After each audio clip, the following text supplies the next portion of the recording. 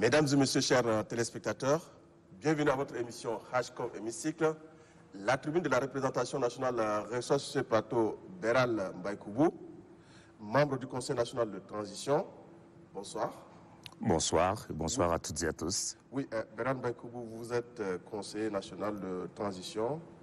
7 mois après la mise sur pied, la mise en place du Conseil national de transition, s'il y a lieu de faire un bilan du début du parcours, quelle serait donc votre analyse par rapport à ce début de la transition? Ma première analyse, c'est que j'ai une impression de satisfaction quant à la constitution du Conseil national de transition, parce que il est vrai que la législature numéro 3 à laquelle j'ai appartenu comptait des personnes de grande qualité, mais en nombre peut-être pas suffisant. Ici, je fais le constat que les personnes qui ont été choisies dans les différentes corporations sont bien à leur place, ce qui améliore nettement la qualité des débats. Voilà. Oui, vous parlez de l'amélioration de la qualité des débats. Malheureusement, on constate que l'accent est particulièrement mis sur les questions orales avec débat, des questions d'actualité et des interpellations. Pourquoi cette particularité? Cette particularité, elle est très simple à expliquer. Elle vient simplement du fait qu'en réalité, la mission cardinale du Conseil national de transition ne va commencer qu'au sortir du dialogue national à venir, parce qu'il s'agira de constituer le corpus législatif sur lequel va se refonder l'État Tchad en tant que république. Donc avant ce dialogue-là, ce serait mettre la charrue avant les bœufs que de se permettre d'aller déjà en profondeur, puisque c'est lors de ce dialogue que le peuple prendra les résolutions qui seront souverainement traduites en loi. Voilà pourquoi dans une de ses fonctions, une de ses prérogatives, le Conseil national de transition s'occupe maintenant de contrôler, autant que faire se peut, le fonctionnement de l'exécutif en usant de la procédure des questions orales avec débat ou des questions d'actualité ou encore des interpellations, même si celles-ci n'ont pas exactement eu lieu jusqu'à l'heure où nous parlons. Donc cela est propre à la procédure même transitoire. Il est des choses qui ne peuvent se faire qu'après la tenue du dialogue national à venir. Mais quelquefois, on constate que ces membres du gouvernement interpellés ne viennent pas répondre à vos questions. Est-ce que ce n'est pas autant remettre en cause ce que vous faites au niveau du Conseil national de transition? Oui, si on veut répondre de manière hâtive, ce serait une remise en cause. Mais de manière plus profonde, je pense qu'il y a un héritage, maléfique qui est resté et qui est la relique de l'ancienne majorité où l'ancien exécutif sous la 3e législature se sentait tellement puissant de par son écrasante majorité qu'elle se permettait quelquefois non seulement d'ignorer ou de bouder les convocations de l'hémicycle, mais se permettait en quelque sorte même de narguer les élus du peuple d'alors.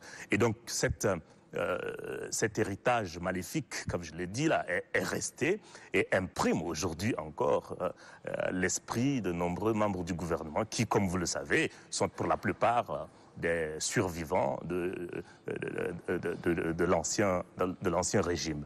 J'ai personnellement entendu des membres du gouvernement sous la 3e législature déclarer en présence des élus qu'ils se sentent en sécurité parce qu'issus d'une majorité majoritaire. Je ne sais pas exactement ce que ça veut dire, ni en français, ni en philosophie, mais j'ai entendu cette expression, majorité majoritaire.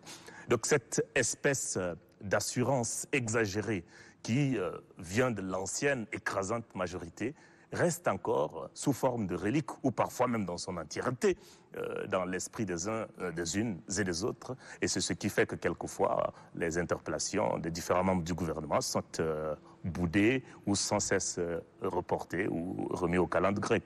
Parce qu'il appartient au Conseil militaire de transition qui est l'organe principal, la cheville ouvrière de cette période. Il appartient à ce Conseil donc de taper sur la table et appeler celles et ceux qui sont appelés à l'aider à gouverner, de dire que voilà, pour être sérieux, pour rendre visible ce que nous réalisons en tant que gouvernement futile de transition, eh bien, vous devriez répondre devant le Parlement provisoire qui, de toute façon, est une instance prescrite par la charte de la transition qui tient lieu de loi fondamentale pendant cette période transitoire. Dans un des numéros de HCOM Hémicycle, vous avez exprimé le vœu de voir un Parlement transitoire qui se préoccupe réellement des intérêts du peuple.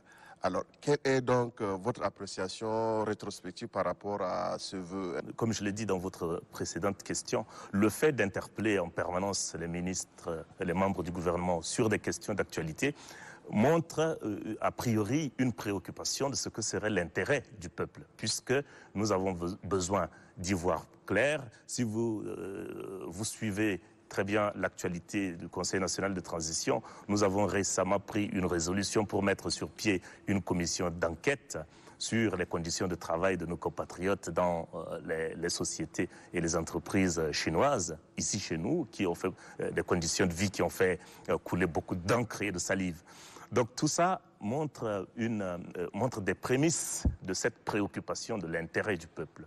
Maintenant, les parlements, qu'ils soient élus ou qu'ils soient provisoires, comme dans notre cas, ont toujours ce caillou dans la chaussure. C'est le fait qu'une chose théorique est de se préoccuper et d'interpeller, une autre, beaucoup plus pratique, est de mettre en œuvre les recommandations et les résolutions qui sont prises. Et cette seconde paire de manches-là relève de la prérogative de l'exécutif. Et donc, tant que faire se peut, les parlementaires de cette période transitoire se préoccupent de ce qui peut être l'intérêt du peuple, sûrement pas dans sa généralité, parce que dans une circonstance comme la nôtre, je mets à défi quiconque serait capable d'ouvrir les bras pour embrasser en si peu de temps la globalité des préoccupations qui sont celles de nos concitoyens et concitoyennes. Donc c'est une esquisse qui commence, et comme je l'ai dit tantôt, encore une fois, c'est seulement au sortir du dialogue national à venir que le gros du chantier du Conseil national de transition va commencer. Et la question m'offre également l'occasion de souligner que d'une période transitoire, qui n'est pas une ère nouvelle, comme d'aucuns le disent déjà avec beaucoup de hâte, c'est hâtif que de parler d'ère nouvelle. Une période transitoire est un temps éphémère. Et donc, c'est derrière la période transitoire que commence le travail. Il faut bien se garder d'avoir trop d'exigences et de demandes vis-à-vis des instances de la transition, parce que l'on en viendrait in fine à valider sans le vouloir ces instances en place comme si elles avaient déjà été désignées par le peuple alors qu'elles ne le sont pas. Donc, exigence, d'accord, mais il ne faut pas tomber dans le paradoxe d'oublier que la période est transitoire et se comporter comme si on était sous un régime normal, ce qui serait délétère pour tout le monde. Oui, conseiller Béral, aujourd'hui, on assiste à la cherté de vie. Oui. Le Conseil national de transition est resté mieux sans dire quelque chose. Est-ce que vous n'êtes pas complice de cette cherté de vie? Bon, je pense que la télévision, quand bien même nationale, manque certains épisodes des débats au niveau de l'Assemblée nationale. La question de la cherté de vie a été presque le fil rouge de la 3e législature et persiste encore à l'être jusqu'aujourd'hui. Je pense que sa seule concurrente, c'est la question de l'énergie.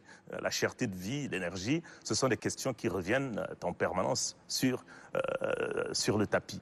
Alors, cette complicité ou pas, non, nous ne sommes pas complices à partir du moment où nous sommes nous-mêmes consommateurs, fatalement. Non, mais vous devez interpeller. Que vous soyez, vous devez interpeller. Votre complicité, c'est assez nul. Les interpellations se sont faites, et en particulier pendant les débats sur le budget qui va entrer en vigueur cette année, qui est en vigueur déjà cette année, pour l'exercice 2022, cette question a été abordée de long en large. Mais la question reste plutôt dans le camp de l'exécutif, parce que nous sommes dans un système qui promeut un marché sauvage, en fait, un capitalisme qui n'est pas contrôlé, un système de marché où les commerçants en font à leur tête, un système de marché où quelquefois, tout en piétinant les principes de l'inadéquation entre certains exercices, l'on se permet d'être à la fois commerçant et ministre, commerçant et parlementaire, commerçant et je ne sais encore quoi. Donc tous ces comportements hétérodoxes qui parasitent depuis longtemps le comportement de nos marchés et surtout de nos commerçants de plus en plus véreux, il faut les démanteler avant que de penser à la limitation des prix, genre plafonner les prix des denrées de première nécessité, ou etc. Donc nous avons une question qui est beaucoup plus profonde et à laquelle je ne pense pas que les nombreuses interpellations qui ont eu lieu pourraient apporter une réponse. Parce qu'il ne s'agit pas de théorie, il s'agit de prendre des mesures pratiques. Premièrement, lorsqu'on dit un terme valise comme de produit de première nécessité, qu'est-ce qu'on met dans ce terme-là? Ça dépend de ce qu'on met là-dedans. Parce qu'on peut dire produit de première nécessité, et si après vous mettez là-dedans le gravier, le sable, le caviar, et puis je ne sais pas moi, les voitures de sport, alors vous allez vous occuper de moins de 1% des Tchadiens et vous allez laisser le gros du lot dehors. Si dans produits de première nécessité, on met peut-être les pâtes, le thé, les œufs, le pain, etc., alors vous vous rendrez compte que vous touchez un plus grand nombre de personnes. En second lieu, est-ce que les détaxations et tous les avantages fiscaux qui sont ça et là accordés, exonération, etc., sur certains produits, est-ce que c'est véritablement indexé sur des produits importés? Parce que si vous détaxez un produit qui émane de chez nous et qui ne vient pas d'ailleurs, alors vous avez donné un coup d'épée dans l'eau puisqu'à la base, la chose n'est pas taxée. Donc toutes ces complexités-là devraient être abordées et ça, c'est de concert avec l'exécutif que le Parlement peut le faire pour qu'enfin notre marché, quand bien même libéral, soit un marché civilisé. Parce que le libéralisme de marché ne signifie pas la barbarie des spéculations des prix. Donc voilà où se trouve le point nodal de la question. Rien ne sert d'interpeller simplement si au fond il n'est pas fait un travail pour une identification très très claire de ce que nous consommons, de ce que nous payons et de ce que des marges bénéficiaires qu'ont également le droit de faire les commerçants. Il ne faut pas le nier. Voilà.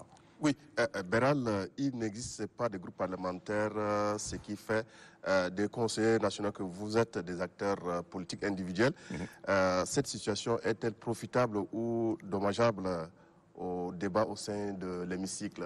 Parce que là... Je dirais c'est peut-être une drôle de réponse, mais je dirais c'est à la fois profitable et dommageable. Profitable. C'est profitable d'abord parce que les paroles se libèrent de plus en plus. Quand vous suivez les débats aujourd'hui au sein du Conseil national de transition, même les ténors de la majorité d'hier, qui étaient tenus par une solidarité grégaire, une solidarité de groupe, où le chef du groupe décide quelque chose et puis vous êtes obligé de voter. Aujourd'hui, ce sacerdoce dogmatique n'existe plus. Donc les gens ont la langue de plus en plus déliée. Donc de ce point de vue-là, c'est profitable au débat, ne serait-ce qu'au débat. Maintenant, c'est dommageable dans quel sens? Parce qu'il ne faut pas être dupe. Quand bien même les différents acteurs du Conseil national de transition ont été puisés ça et là dans différentes corporations, nous ne sommes pas dupes de ce que, bien évidemment, les sensibilités politiques ont joué et que là-dedans, il y a quand même, il y a des personnes dont je me sens plus proche que d'autres, ainsi de suite. Je pense que c'est le cas pour chaque conseiller national, chaque conseillère nationale que vous allez considérer. Donc cela arrive comme un camouflage. Ce fait de n'avoir pas de groupe parlementaire offre une forme de camouflage aux acteurs individuels que nous sommes devenus pour avancer, finalement, masqués en quelque sorte. Donc sous prétexte d'agir de manière objective et individuelle, en réalité, on fait valoir les sensibilités sagement cachées sous les masques, les sensibilités sagement cachées sous les bérets, puisqu'il y a aussi des militaires parmi nous, il faut le dire, et cela devient dommageable. Donc voilà pourquoi je dis que c'est à la fois profitable et dommageable. Dans l'absolu, c'est profitable parce que ça libère les consciences et ça rend les décisions beaucoup plus personnelles. Vous vous sentez plus concerné par les positions que vous prenez. Mais c'est dommageable dans le sens où ça ne permet pas de détecter à première vue les appartenances des uns, des unes et des autres, et ce qui permet, en tout cas pour ceux qui veulent jouer les hypocrites, ce qui leur permet de passer incognito. Oui, et comparativement à la défunte Assemblée nationale, comment vous vous sentez aujourd'hui dans les débats au sein de l'hémicycle avec cette période transitoire? Moi, je me suis toujours senti très bien. Vous savez que j'ai un peu... S'il y a une chose qui me caractérise... Non, mais à la troisième législature, vous sembleriez jouer à la casquette de l'opposition. Oui, je suis de l'opposition. Mais au fond, vous n'êtes pas opposant. J'ai été de l'opposition. Au fond. Non, je suis d'opposition, au fond comme de surface. Je suis dans toutes mes couches, j'étais de l'opposition.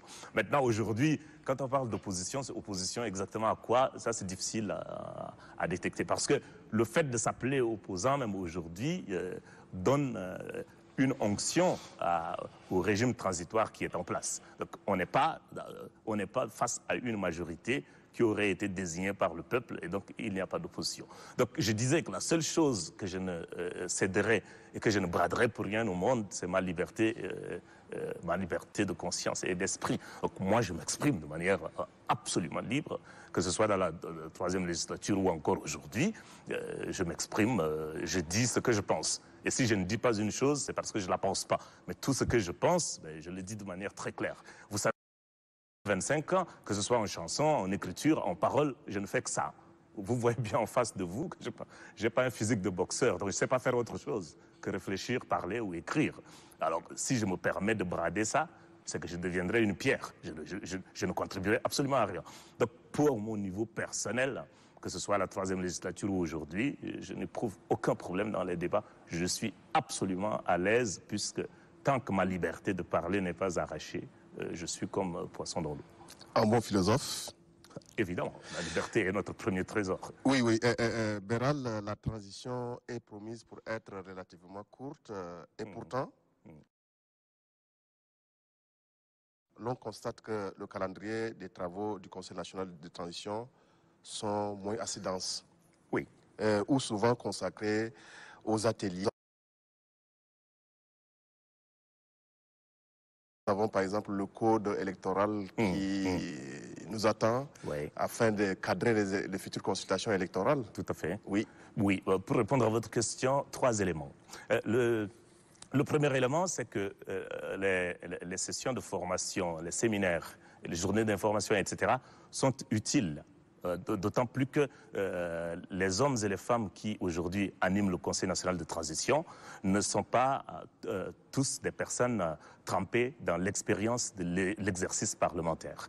Donc il est du devoir de l'institution, quand bien même transitoire, de les outiller afin qu'ils appréhendent avec responsabilité, mais également avec une certaine expérience, les différentes questions les plus délicates qui vont être soumises à leur attention, à leur analyse et finalement à leur jugement, adoption ou rejet.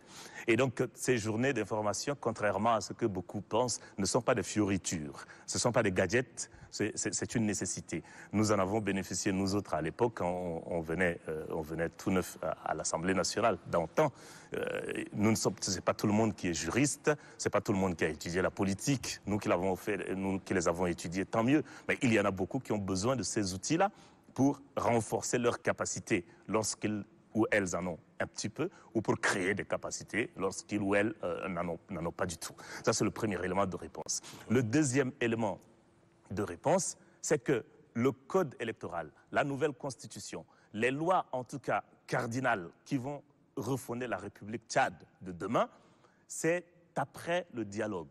Tout ce qui serait fait dans ce sens-là, en ce moment, en cette période de transition, avant le dialogue, serait une usurpation de légitimité. Voilà pourquoi les textes qui sont évidemment fondamentaux, comme vous venez de le signifier dans votre question, doivent attendre leur moment, leur temps, leur heure pour pouvoir être mis en œuvre.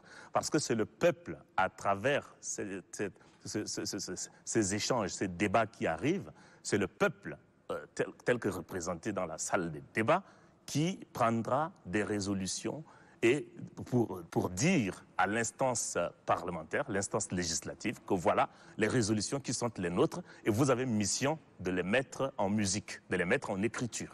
Donc nous restons à attendre comme des couturiers qui doivent tailler un costume, mais le tissu, il n'est pas encore là. Le tissu, il n'est pas là, vous n'allez pas pour le faire pour le plaisir, pédaler sur votre machine, parce que vous voulez vous montrer grand couturier. Donc le tissu, qu'est-ce que c'est? C'est l'ensemble de ces résolutions, c'est l'ensemble des recommandations qui sont promises pour être souveraines. Et nous allons en faire le costume républicain qui sera celui de nos institutions au sortir de cette période de transition. Et pour le dernier élément de réponse, puisque j'en avais promis trois, le dernier élément, c'est que je pense que toutes les personnes intelligentes qui connaissent leur pays et qui sont sincères avec elles-mêmes savent très bien. Moi, je vais vous le dire de manière très sincère et franche, dès la première seconde de la transition, je savais que ça ne peut pas tenir que sur 18 mois. Cela pour deux raisons simples. La raison principale, c'est que les problèmes que nous avons, s'il faut les résoudre un par un afin de refonder l'État sur des consultations électorales acceptables, 18 mois ne suffiront pas. La deuxième raison, c'est que sur les 18 mois, vous allez enjamber 2 saisons de pluie. Saison de pluie qui, au Tchad, signifie immobilisme parce que l'impraticabilité de certaines localités, de certaines routes, frappe des pans entiers de notre pays. Sur 18 mois, vous avez 2 saisons de pluie. Il y a une qui a déjà été consommée, il y a une autre qui arrive. Donc pendant cette période-là, qu'on le veuille ou pas, cela ne sera pas possible. Donc moi, je pense qu'il y a beaucoup de Tchadiens comme moi qui n'étaient pas dupes et qui savaient que 18 mois ne suffiraient pas. Même s'il faut rajouter 2 ou 3 mois, cela arrivera. Mais 18 mois pile, si cela arrive, je ne vous mettrai pas mon œil à crever parce que ce serait une tromperie sur la marchandise, mais je mettrai ma main à couper volontiers pour vous dire que, je jure, ça n'arrivera pas. Ça n'arrivera pas et il ne faut pas se mentir. Et de toute façon, personnellement, je n'ai pas de fétichisme de date. J'ai plutôt d'exigences sur les raisons pour lesquelles on décale les calendriers. Que le dialogue se tienne à tel ou tel moment, que la transition dure tel ou tel nombre de temps, cela m'importe peu. Mais pourquoi est-ce que cela est objectif? Est-ce que c'est pertinent de reporter? Est-ce que c'est pertinent de rapprocher? Et si c'est pertinent, même si au lieu de 18 mois, on décide de n'en faire que 13, bah pourquoi pas? L'essentiel pour moi, il est là. Mais je ne fais pas de fétichisme de date 18, 12, 19, 24, 11. Ça n'est absolument pas ma préoccupation. Et donc, je crois que tous ceux et toutes celles qui insistent sur les 18 mois, s'ils le font par stratégie et par tactique pour mettre un peu de pression sur les autorités de transition, ça, je les applaudis de demain, c'est très intelligent. Mais s'ils le font en croyant sincèrement que c'est tenable, alors, j'ai dit, là, il y a du prix et il y a une certaine naïveté quand même. Ça peut pas... Depuis quelque temps, un débat s'est fait entre le gouvernement de transition et de l'autre côté, les diplômés en attente d'intégration. En tant que membre du Conseil national de transition, quelle est votre position par rapport à ces jeunes qui sont en train d'attendre l'intégration en cette période de transition? Tout à fait. Je pense que sur cette question-là, il y a un gâchis d'énergie pour rien. Et l'attente de l'emploi, c'est l'attente d'une entrée. Je ne sais pas pourquoi il doit être difficile de comprendre que la voie du concours est la meilleure manière de rendre l'intégration objective. Maintenant, parmi les diplômés, il y en a qui sortent des écoles qui sont professionnelles. Les écoles dites déjà professionnelles, par définition, ce sont des écoles auxquelles on a accédé par concours. Et donc ceux-là ont déjà fait montre de leur capacité à servir dans ce corps. Il faut les dispenser de ce concours d'entrée à la fonction publique. C'est aussi simple que ça. On les trie sur d'autres critères, tels que leur performance pendant leurs examens, les notes qu'ils auront obtenues, ou bien la nécessité même dans la fonction publique du domaine qui est le leur, etc. Ça, il n'y a pas de débat. Cette catégorie n'a pas besoin de passer par le concours. La deuxième catégorie, pour que la sélection soit objective et que l'on ne nous réserve pas cette carabistouille-là de la géopolitique à la sauce gombo, où on prend les gens simplement parce qu'ils sont du nord ou du sud pour faire égal au mépris du mérite, au mépris des talents des uns et des autres, au mépris des performances. Il faudrait que cela se fasse par voie de concours. Maintenant, la seule chose sur laquelle je pense qu'il faille insister, c'est d'insister sur le jury qui va plancher sur ce recrutement par concours. Je souhaiterais jamais on me demandait mon avis, que cela soit confié aux organisations syndicales du travail qui vont chapeauter les organes qui vont organiser ce concours et avec des personnes ressources que ces organisations-là désigneront elles-mêmes afin que le concours se passe dans des conditions transparentes, objectives, afin que quiconque est en mesure d'accéder à la fonction publique y vienne et que l'on arrête avec notre malédiction de la prétendue géopolitique où il faut prendre 50-50 de partout, qu'il s'agisse de meilleurs ou de médiocres. Je pense qu'on doit arrêter. Si on veut refonder le Tchad, qu'on arrête. Et donc, je suis étonné, je suis étonné, je suis suffoqué dans mon entendement lorsque j'entends les concernés eux-mêmes bouder la voie du concours comme si ils doutaient un seul instant de leur capacité à affronter un concours. Ben, je sais qu'au fond, les uns, les unes et les autres se méfient du fait qu'au Tchad, rien n'est jamais assez transparent, mais je pense que ce problème peut être résolu si le gouvernement est véritablement volontariste et que nous actionnions le levier des organisations syndicales pour chapeauter l'organisation de ce concours. Donc ça ne mérite même pas de dépenser autant de salive, d'encre et parfois même se taper dessus pour une question dont la résolution n'est pas exceptionnelle, c'est pas miraculeux. Voilà, merci. Mesdames et messieurs, chers téléspectateurs, ainsi s'achève cette émission. Nous venons de recevoir sur ce plateau Beral Mbaye-Koubou, membre du Conseil national de transition. Au revoir et à la semaine prochaine.